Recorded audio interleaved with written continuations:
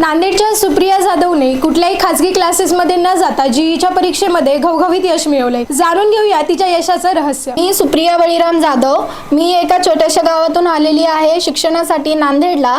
माझं गाव जिरगा रत्नातांडा, तालुका मुखेड, जिल्हा नांदेड। माझं प्राथमिक जे काही शिक्षण आहे ते जिल्हा परिषद शाळेतूनच घेतलेलं आहे आणि ते माझ्या वडील माझे जिल्हा परिषदला असल्यामुळे माझं बेस पक्क झालेलं आहे। जे काही माझं जेईचं यश आलंय, मला जे काही रिझल्ट भेटले ते माझ्या कॉलेजच्या सपोर्टमुळे आणि पॅरेंट्सच्या मोटिवेशनमुळे भेटलेलं आहे। मी सकाळी 7 वाजता कॉलेजला जात होते। 7 ते 2 क्लासेस चालत होते आमचे व कॉलेजमध्ये क्लासेस संपल्यावर आम्हाला लॅब उपलब्ध करून दिले होते अभ्यासासाठी। तिथे मी 2 ते 6 किंवा 6:30 पर्यंत अभ्यास करत होते। त्यानंतर संध्याकाळी मी 7 ला घरी आल्यावर 7 ते रात्रीच्या 10 पर्यंत थोडा आराम घेत होते। त्याच्यानंतर रात्रीच्या 10 ते पहाटेच्या 2 किंवा 4 पर्यंत मी लगातार अभ्यास करत होते। पण जेई मध्ये यश घेणं हे माझं लास्ट ध्येय नव्हतं।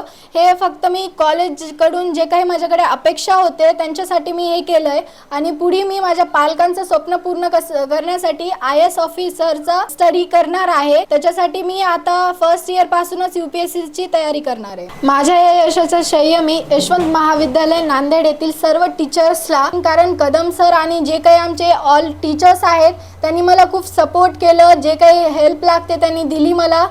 सकाळीच नव्हे तर त्यांनी मला रात्री पण ऑनलाईन माझे डाऊट सॉल्व वगैरे करत होते त्यांनी, त्याच्यासाठी थँक्यू सर। व त्यासोबतच सेवक जरी भलेही मला शिकवले नसतील पण त्यांनी मला एक सिक्युरिटी दिलीत। जेव्हा टीचर्स नसतात तेव्हा सेवक पण असतात तिथं। त्यांनी मला एक सपोर्ट केलं त्या सर्वांना व पॅरेंट्सला त्यांनी मला मोटिवेट केलं। माझ्यासोबत त्यांनी पण खूप मेहनत घेतली, कारण त्यांनी मला न घाबरता बोलायला शिकवलं, आपलं मत मांडायला शिकवलं। कारण मी जर बोलले नसते, सरांकडे डाऊटला गेले नसते विचारायला, तर आज मी असं घडलेच नसते। त्याच्यासाठी थँक्यू मम्मी अँड पप्पा। येणाऱ्या पिढीला हे सांगायचं आहे की मोबाईल आत्ताच 11वीलाच मोबाईल घेणं हे काही बरोबर नाही। विदाऊट मोबाईल पण आपण करू शकता।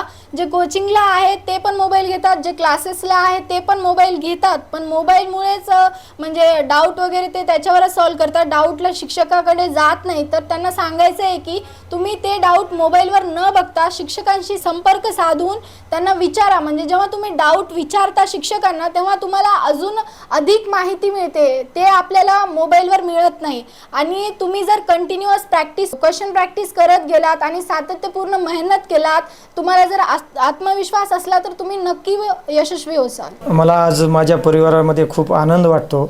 आज माझी मुलगी कोणत्याही क्लासेस न करता आज यशवंत महाविद्यालय नांदेड येथील चांगल्या कॉलेजमध्ये मी ॲडमिशन केलं।